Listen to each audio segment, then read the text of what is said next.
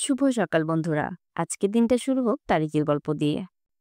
আজ ১ আগস্ট, একটি তারিখ যেখানে মিশে আছে বেদনার ইতিহাস, সাহসিকতার গল্প আর জন্ম নিয়েছেন এমন কিছু মানুষ যারা তাদের কাজের ছায়া ফেলেছেন গোটা পৃথিবীতে।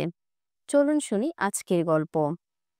বাংলা ১৭ শ্রাবণ ১৪৩২, আরবি ৬ সফর ১৪৪৭, ইংরেজি ১ আগস্ট ২০২৫, শুক্রবার।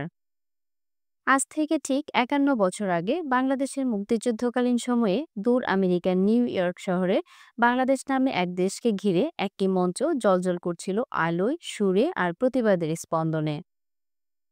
১ আগস্ট ১৯৭১, মেডিসন স্কয়ার গার্ডেন। ৪০,০০০ মানুষের সামনে গিটার হাতে দাঁড়ালেন জর্জ হ্যারিসন, আর পাশে ভারতীয় সেতার শিল্পী পণ্ডিত রবিশঙ্কর।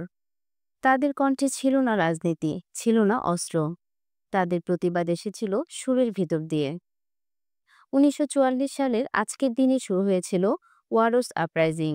দ্বিতীয় বিশ্বযুদ্ধের সময় পোল্যান্ডের ওয়ারস শহরে বেসামরিক জনগণ ও প্রতিরোধ যোদ্ধারা নাৎসি বাহিনীর বিরুদ্ধে রুখে দাঁড়ায়। এই বিদ্রোহ চলেছিল ৬৩ দিন, কিন্তু ফলাফল ছিল ভয়াবহ। শহর প্রায় ধ্বংস হয়ে যায় আর প্রাণ হারায় হাজার হাজার মানুষ। তবু এই প্রতিরোধ প্রমাণ করে স্বাধীনতার ইচ্ছে কখনো দমন করা যায় না। ১৮১৯ সালের আজকের দিনে জন্ম নেন আমেরিকান সাহিত্যিক হারম্যান মেলভিল, যার লেখা মবি ডিক আজও সাগরের গভীরতাকে প্রশ্ন করে। ১৯১৫ সালের ১ আগস্ট জন্ম নেন লোকসঙ্গীত শিল্পী, গীতিকার ও সুরকার মমতাজ আলী খান। লোকসঙ্গীতে অবদানের জন্য তিনি ১৯৮০ সালে বাংলাদেশ সরকার প্রদত্ত সর্বোচ্চ বেসামরিক সম্মান ২১শে পদক লাভ করেন। হারম্যান মেলভিল একাধারে নাবিক, লেখক আর দার্শনিক।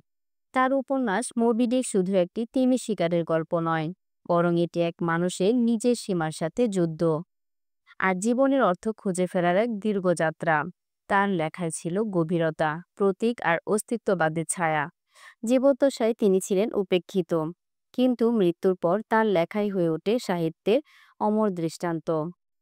মেলভিলের বিখ্যাত কথা, it is not down in any map, true places never are. এই ছিল ১ আগস্টের গল্প। যদি ভালো লেগে থাকে লাইক দিন, বন্ধুদের সাথে শেয়ার করুন, কমেন্ট করুন। আর আজ যদি আপনার বা আপনার কোনো প্রিয়জনের জন্মদিন হয়ে থাকে তবে কমেন্টে লিখতে ভুলবেন না। আর প্রতিদিন নতুন গল্প শুনতে চোখ রাখুন তারিকের গল্পে।